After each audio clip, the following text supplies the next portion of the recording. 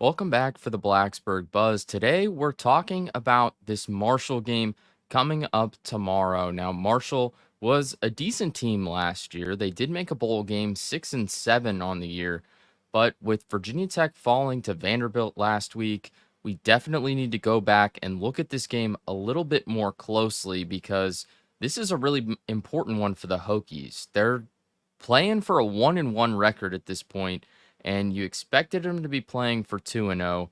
You can't lose back-to-back games against teams that you're heavily favored to win against. The spread has moved tremendously in favor of Virginia Tech, which is very interesting. The public is pretty confident that the Hokies are going to bounce back after struggling against Vanderbilt, and I'm a bit concerned about this game after watching last week. Now, before we get right into it, let's talk about today's video sponsor, BetOnline. BetOnline is the world's most trusted betting platform and your number one source for everything football. BetOnline has every stat, every matchup, and even live odds and spreads to bet on during the games. Think you know your stuff? Get in on our $200,000 mega contest and pick 5 games against the spread every week for your chance at weekly prizes and a share of $200K. When the game's over, head on over to our online casino and get in on a game of blackjack or poker or unwind with one of our over 150 slot games. Head to the website today to get in on the action. Bet online, the game starts here. So after this Vanderbilt loss, the Hokies have got to look good this week, and they lost to Marshall last year. They really didn't look great in that game. I mean, it was game 2 of Kyron Drones, so still trying to figure out the offense. Just a completely new look at this team on that offensive side with a new quarterback and a very different play style quarterback. Obviously, Drones a lot more mobile than Grant Wells was last year. Wells more of a pure pocket passer in a lot of ways, just didn't have super great legs, but Drones gets out of the pocket better. He runs a little bit better. So, you've got a totally different look there with 2 different quarterbacks that don't really have the same play style at all. Now, naturally, the offensive team had to get used to that, and you've got to get things figured out. Your play callers, your offensive coordinator, they have to adjust, and it can take a little while to make adjustments, which makes sense. But losing to Marshall last year doesn't give me a whole ton of hope, but I do still think Virginia Tech can handle this game, although I think it might be a lot closer than we initially predicted just a couple weeks ago and a couple months ago over the summer. Now, a few players to watch, which I already covered somewhat in our schedule deep dive, but there's 3 quarterbacks to be aware of. All 3 of them got some playing time in the first matchup for Marshall against Stony Brook, a 45-3 win over Stony Brook. So just a monster 1-0 start, and it's going to be interesting to see who they go with at quarterback here. Now, Cole Pennington was a guy who didn't get a lot of action last week, which I think interests me a lot. He was probably expected to be maybe the backup, and he only came in for the last drive against Marshall. He went 4 for 5 on his passes for 52 yards, his longest being a 21-yard completed pass. So Pennington didn't get a whole lot, and it shows that obviously this team isn't very confident in him.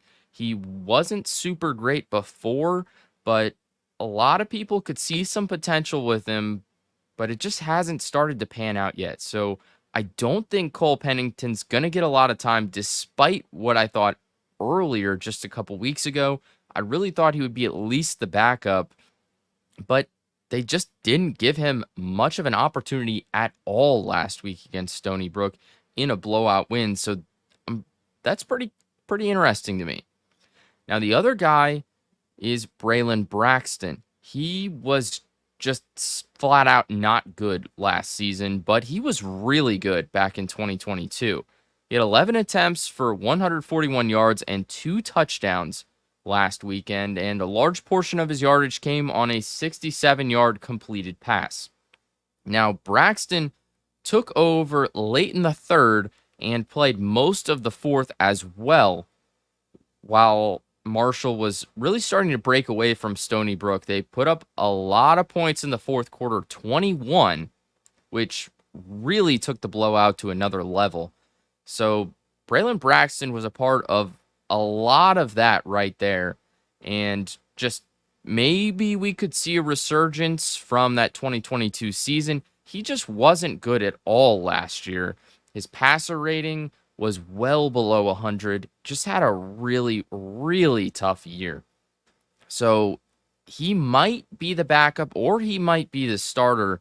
But Stone Earl from North Texas started the game for Marshall, and he stayed in until late in the third when they finally brought in Braylon Braxton. He was 10 for 16, 97 yards, and 2 touchdowns. Pretty effective overall, and clearly Marshall's confident in him. I think they might start him once again. Now, he did mention afterwards that it took him a little while to get comfortable. It took him a little while to get going, but once he really settled in, he felt confident out there.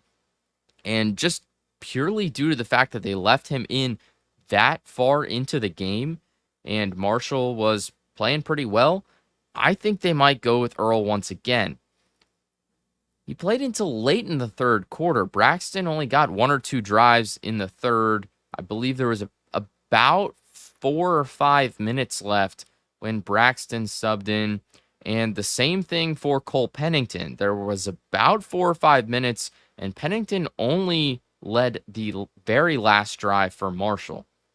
So Earl had control for most of the game, put up some pretty decent numbers. You'd like to see a little bit more yardage out of him, but you still got 2 touchdowns, and the running backs were really involved against this team, and it makes sense. It was a runaway win. You just want to eat the clock up, let your running backs get some carries and get moving while your quarterbacks adjust because, Stone Earl is a new guy from North Texas. A couple of other guys that are going to play into this that I already covered. Elijah Metcalf, a wide receiver transfer from Middle Tennessee. He was a big part of the offense against Stony Brook. 3 catches for 50 yards and 2 touchdowns.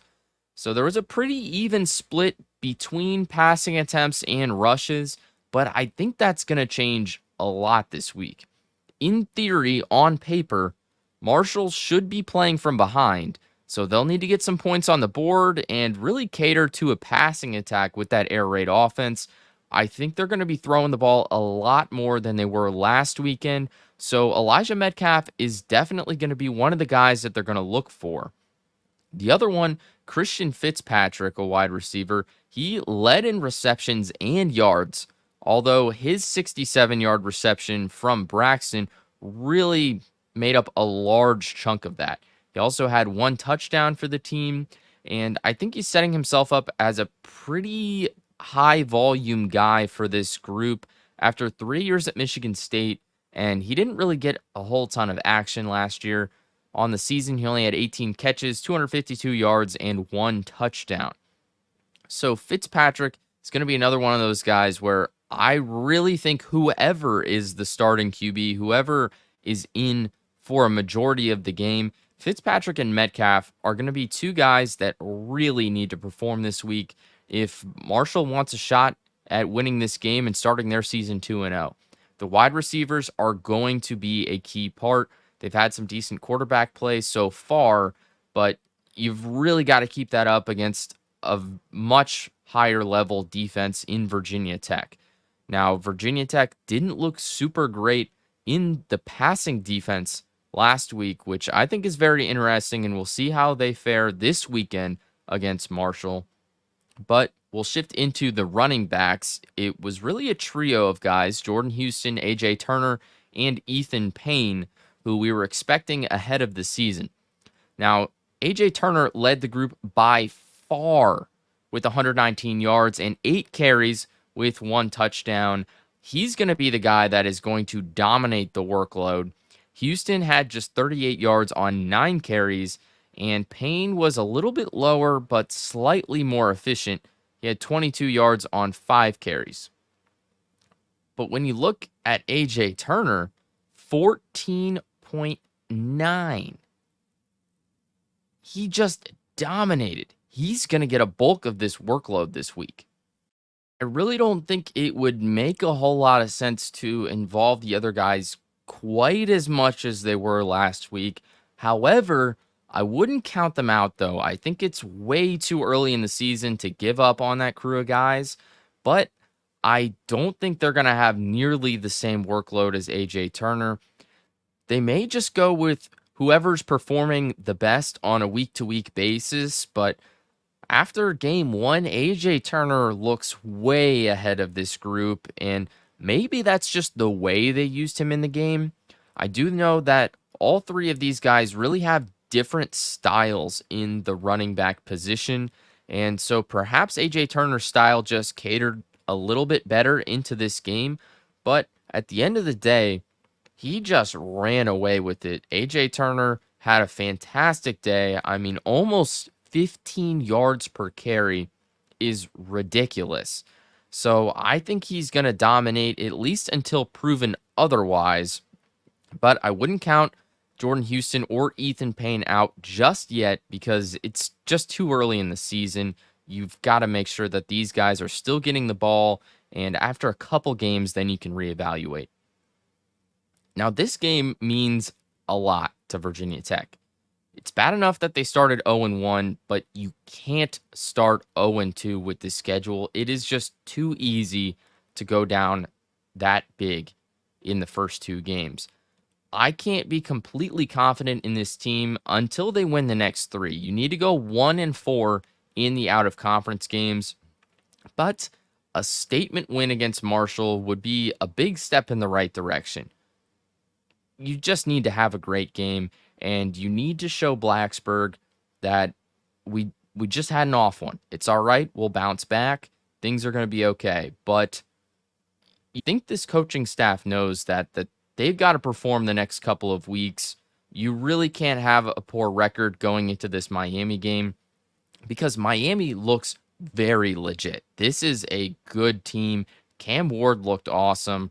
I think they're going to be really good, and it's their ACC to lose, I think, at this point. Florida State is just not who we thought they were going to be. 0-2 to start the season. They were a ranked team, I believe, in the top 10, and now they're not even ranked. They just haven't looked good at all. So Miami's really the team to beat in the ACC at this point. And it's a perfect opportunity for the Hokies to step up and be one of those other top teams because the door's open. But you've got to walk through the door. You've got to take the opportunities that you have. And so far this season, they didn't do that. The first half against Vanderbilt, the team looked asleep. They just didn't play well at all. The defense wasn't defending. The offense wasn't moving up the field. Nothing was really going right. The play calls looked kind of funky. Whatever it wasn't working. You're looking at a lot of concern about this group. You cannot fail this week. You need a big win. Even a close win is worrying because on paper, Virginia Tech is a lot better than Marshall. You have got to perform this week, to perform at the highest level and just blow this team out. Otherwise, there's a lot of concern. You have got to do this, especially with the home opener this season. You can't fail in this game. If you do, you're going to start seeing Hokie fans start to give up on them until proven otherwise. And that's something really concerning for this crew. You just have to see a dominant win this week and slowly have the Hokies earn hype. The Tech fans bought into the hype all summer. They knew that this team was going to be good. They believed about this crew. They thought that this was a top 25 team without a doubt. Potentially a team that could win the ACC. Potentially a team with not a good shot. Maybe making the playoff or at least finishing the season ranked. But at this point, that's probably out of the question. You're not looking at a playoff team. You do want to get somewhere in those rankings, and you want to be fighting for an ACC championship. And at this point, we just can't say that about Virginia Tech. They have to perform.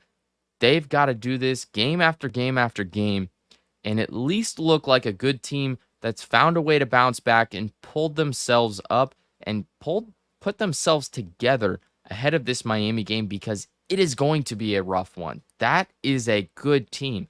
They look phenomenal and they're the team to beat. So you've got to start this week and you've got to win this game. You cannot be 0-2 headed to Old Dominion or else the fan base isn't going to be buying in much longer. All we can say, though, is we'll see how this game goes tomorrow. The Hokies are playing Marshall at 4:30 in Lane Stadium. It's going to be a game to watch. I'll be up there in the press box, and after the game, I'll break it down and get a new episode out, and we'll have part 3 of the schedule deep dive coming out here shortly. So make sure you're tuned in this weekend. If you're in Blacksburg, come say hi. If you're not, make sure you catch the game because it could be a fun one, and it is definitely an important one for the story of this 2024 season for Virginia Tech. So you're not going to want to miss it.